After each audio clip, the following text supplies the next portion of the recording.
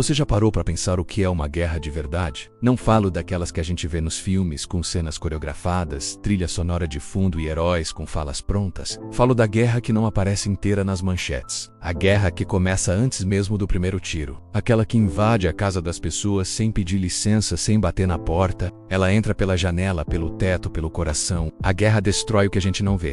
Os vínculos, os abraços, os planos. Ela não mata só soldados. Ela mata o futuro de uma geração, porque toda bomba que cai não cai só em prédios. Ela cai sobre os sonhos de uma criança que queria crescer inteira. Cai sobre a cabeça de uma mãe que só queria ver o filho voltar da escola. Cai dentro do peito de um pai que agora só tem o silêncio para responder quando perguntam: cadê ele? Você já tentou dormir com o barulho de explosões ao fundo? Já tentou segurar a mão de alguém que você ama, sem saber se é a última vez? A guerra ensina o valor do que a gente chama de normal. Ela rouba o que é simples.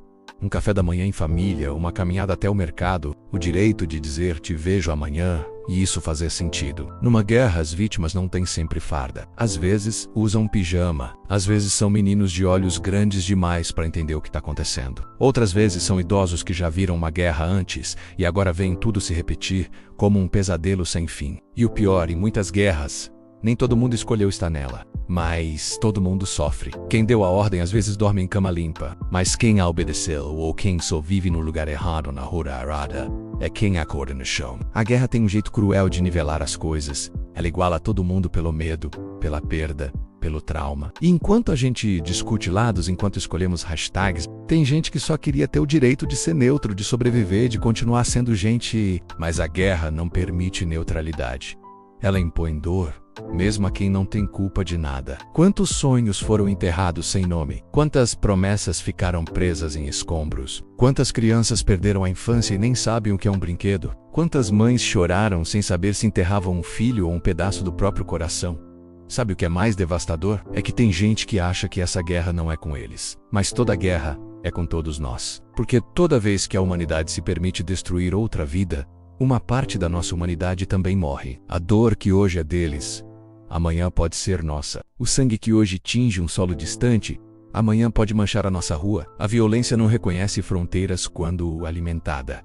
Ela cresce, ela transborda. E mesmo que a guerra acabe nos mapas, ela continua nas mentes. Ela continua nos pesadelos, nos estilhaços emocionais. Na geração inteira que cresceu aprendendo que o mundo é um lugar perigoso demais para confiar. A paz não é a ausência de guerra. A paz é a presença de justiça, de diálogo, de empatia. É quando um país inteiro não precisa mais ter medo do nascer do sol. É quando crianças podem brincar sem saber o que é um abrigo subterrâneo. É quando o som mais alto do dia é o riso e não o alarme.